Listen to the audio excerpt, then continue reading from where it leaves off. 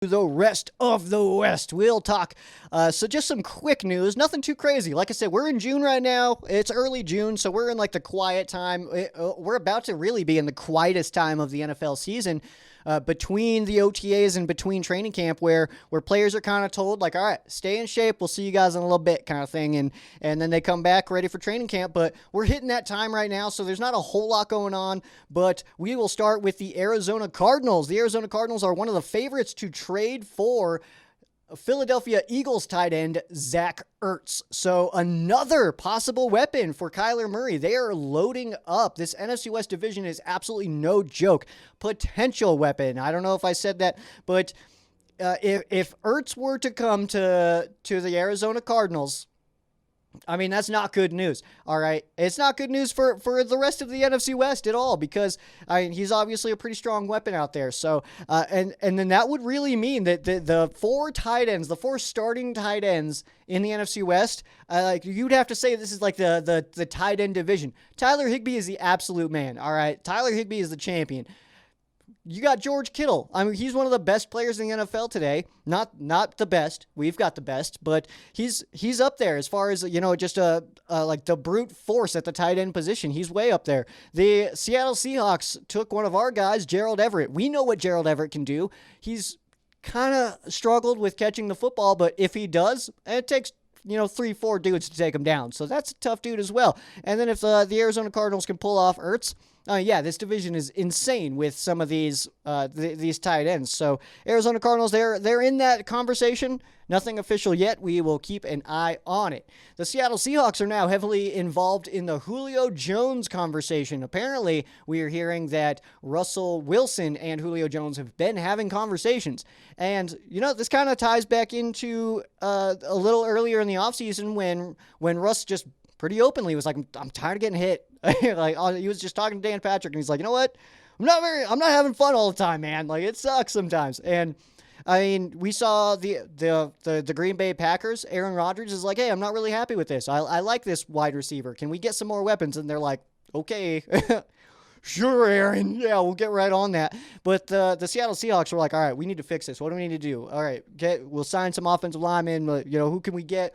What's up with Julio?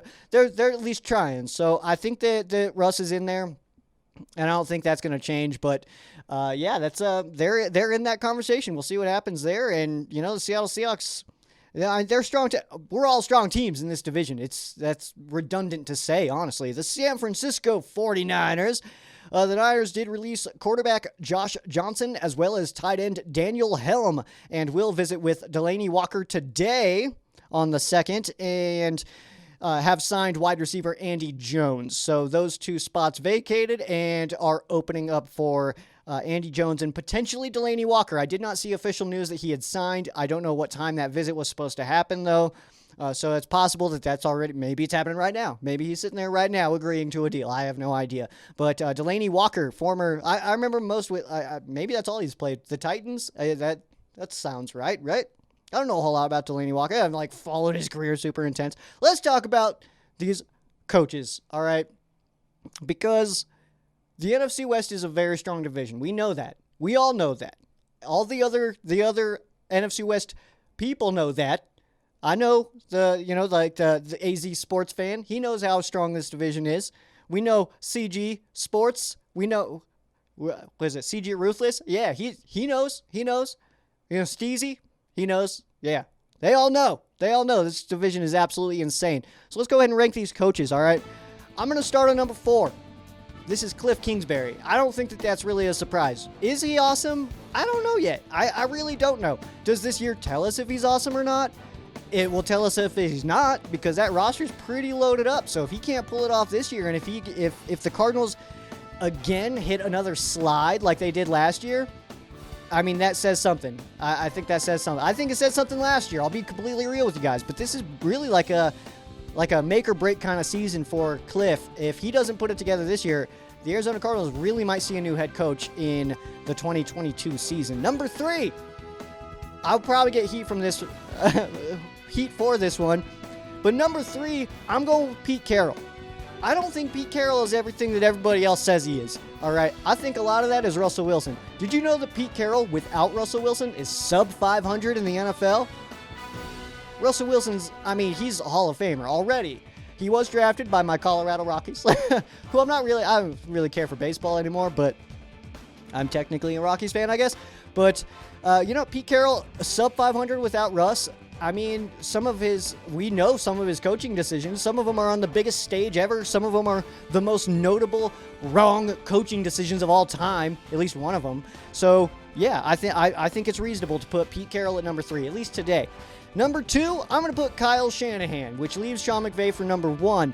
And McVay and Shanahan, I really do feel like could be a 1A and 1B situation in this ranking. Shanahan's made incredible strides, actually. I wasn't very high on Shanahan for quite a while, and I think that, over some time, he's really kind of got his rhythm down, and I think he's doing a really good job out there, unfortunately, for the 49ers. So I really do think that could be a 1A and 1B. McVay's obviously going to be ahead of him because this is Rams Showcase, and it's my show, and I can do what I want to.